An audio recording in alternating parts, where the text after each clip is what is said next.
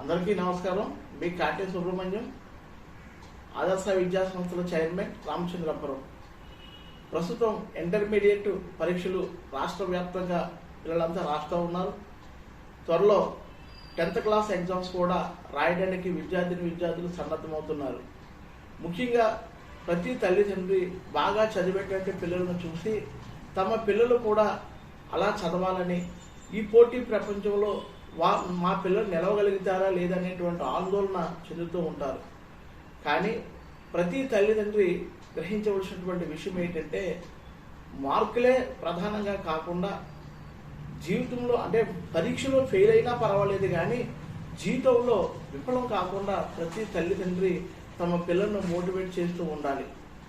ముఖ్యంగా Abraham Lincoln గారి observe చేసినట్లయితే, ఆయన జీవితంలో ప్రతి ఓటమిని గెలుపుగా మలుచుకుని ఇటు రాజకీయ రంగంలోనూ వ్యాపార రంగంలోనూ అనేక సార్లు విఫలం చెంది ఆ ప్రతి ఓటమిని కూడా ఆయన విజయంగా మలుచుకుని సుమారుగా 1832 సంవత్సరం నుండి 1861 సంవత్సరం వరకు కూడా అనేక మార్లు దేశాధ్యక్ష ఎన్నికల్లో కానీ లేదా అనేకమైనటువంటి ఎన్నికల్లో పోటీ చేసి ఓడిపోయిన ప్రతిసారి ఓటమి నుంచి కొత్త గుణపాఠాన్ని నేర్చుకుని మరి ఆయన అమెరికాకు 16వ అధ్యక్షుడిగా ఎన్నుకోవడం అనేటువంటిది మనందరికీ తెలిసిన విషయమే.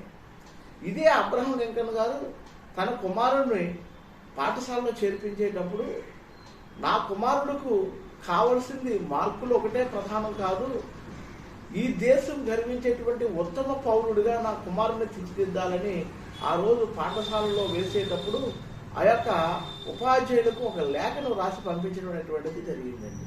అంటే దీనిని బట్టి మనం గ్రహించవలసింది ఏంటంటే, పిల్లలకు మార్కులే ప్రధానం కాదు, జీవితంలో వాళ్ళు విఫలం కాకుండా కొత్త నైపుణ్యాలను నేర్చుకునే విధంగా వాళ్ళని మనం ప్రోత్సహించాలి. చాలామంది పిల్లలు పరీక్షలు దగ్గరికి సమీపిస్తున్నాయి, అసలు పేపర్ ఎలా ఉండబోతుంది, మనం ఎలా రాస్తాం అనేటువంటి ఆందోళన చెందుతూ ఉంటారు. ముఖ్యంగా వారందరూ కూడా గ్రహించుకోవాల్సింది ఏంటంటే, చక్కటి ప్రణాళికాబద్ధంగా మనం సిలబస్ని చదివినప్పుడు మనం ఆందోళన చెందవలసినటువంటి అవసరం అయితే ఉండదు. ఖచ్చితంగా ఏ విద్యార్థి అయినా సరే ఆత్మవిశ్వాసంతో, కాన్ఫిడెన్స్తో మనం పరీక్ష రాసినప్పుడు ఖచ్చితంగా పాస్ అవ్వడానికి అవకాశాలు 100% ఉంటాయి.